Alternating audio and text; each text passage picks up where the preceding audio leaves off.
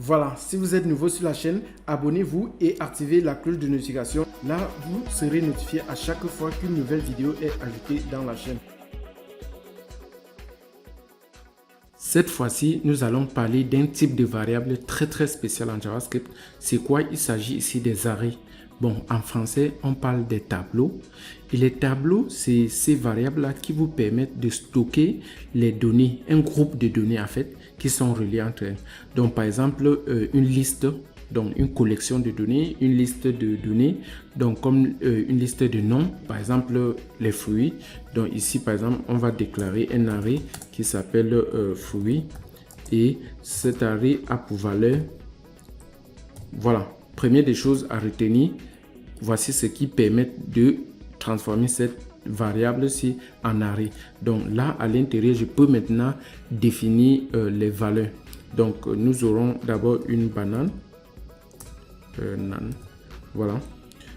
On aura pourquoi ananas. Voilà. Et on aura avocat. Peut-être les papayes. Vous voyez, peut-être les mangues. Ok, donc on peut s'arrêter là. Là, on vient de déclarer ou de créer une variable de type tableau, mais précisément appelée des arrays. Je vais toujours confondre et appeler ça array parce que c'est le bon nom en anglais. Donc, vous allez profiter également et apprendre quelques mots en anglais. Vous savez bien, l'informatique, c'est l'anglais. Donc, si nous, on veut afficher la liste de ces arrays, on n'a qu'à mettre notre log, qui est console de log, et puis on met le nom de l'array. Ici, fruits, à la ligne 4, on peut bien voir tous nos arrays s'afficher. Maintenant, ce qu'il faut retenir, vous voyez bien que la banane se trouve à 0, ananas à 1 et ainsi de suite. Il s'agit ici des index de cet array. Les index de cet array sont créés par défaut et ça vous permet finalement de pouvoir récupérer chaque élément de l'array. Par exemple, si on veut afficher dans le produit, dans notre array fruit, on veut juste afficher ananas, c'est positionné à quel index? 0, 1. La valeur de notre array à l'index 1, on aura bien ananas. Donc, c'est légèrement ça.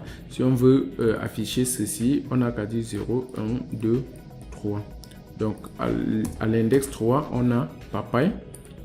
Et c'est aussi simple que ça. En fait, c'est exactement comme nous avons vu précédemment sur les chaînes de caractères. Donc, c'est ça un array. Et cette fois-ci, vous pouvez manipuler des arrays de la sorte. Si vous voulez cibler cette fois-ci ou mettre à jour votre array, changer la valeur d'un élément de l'array. Parce que ceci, c'est appelé, on les appelle les éléments de cet array fruit. Si on veut changer l'élément avocat, il faut cibler déjà son index, sa position, en mettant le nom de votre array et puis vous mettez les crochets. L'avocat se retrouve à la position 2 et cette fois-ci vous mettez maintenant égal. Donc l'élément à la position 2 est égal cette fois-ci à légumes par exemple. Si on veut changer ça à légumes et si on dit console de log, l'élément à la position 2, vous voyez que c'est maintenant légumes qui s'affiche. Donc en gros c'est ça. Si on veut changer mangue par cerise, tout ce qu'on a fait c'est de dire 0, 1, 2, 3, 4. Donc l'élément A, la position 4 va être changé pour être cerise. J'espère que c'est ça. Si c'est pas ça, ça va être avec C. Bon, moi je ne sais pas trop. Et si vous réaffichez votre élément, vous allez voir que le dernier élément maintenant c'est cerise. Donc c'est comme ça qu'on modifie un array. Et en gros, un array a aussi beaucoup d'autres propriétés. Ceci va vous permettre peut-être, vous pouvez déclarer un array pour stocker plusieurs types de données. Par exemple, let array aléatoire, juste un array comme ça, qui n'est ni nom, qui n'est ni rien. Donc je mets là pour dire que c'est un array et je peux mettre le nom. Je peux mettre peut-être ananas. Vous voyez, ça n'a aucun sens. Je peux mettre un nombre de 25. Je peux mettre même trop. Ouais. Vous dites, je sais pas pourquoi, mais je peux mettre également un good. Et là, on vient toujours de déclarer un arrêt et ça va également passer. Donc, ça peut même prendre un autre arrêt à l'intérieur, comme ceci.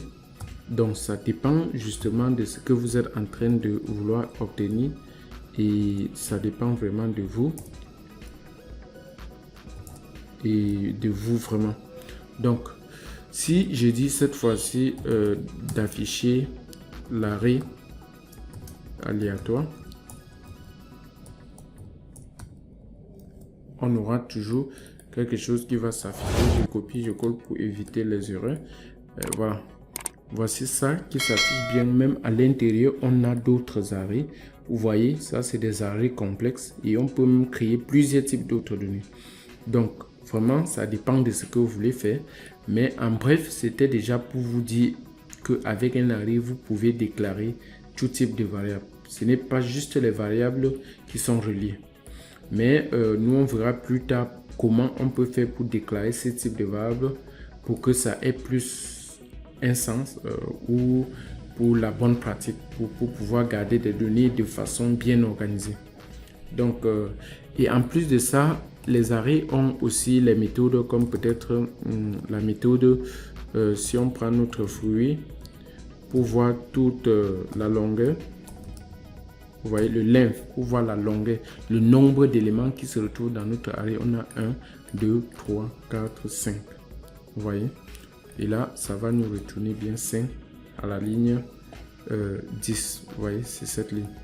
Donc, et en plus, il y a plusieurs méthodes qui sont attachées à un arrêt. Et prochaine série, nous allons parler des méthodes qui sont attachées à notre arrêt en JavaScript. Voilà, si vous êtes nouveau sur la chaîne, abonnez-vous et activez la cloche de notification. Là, vous serez notifié à chaque fois qu'une nouvelle vidéo est ajoutée dans la chaîne.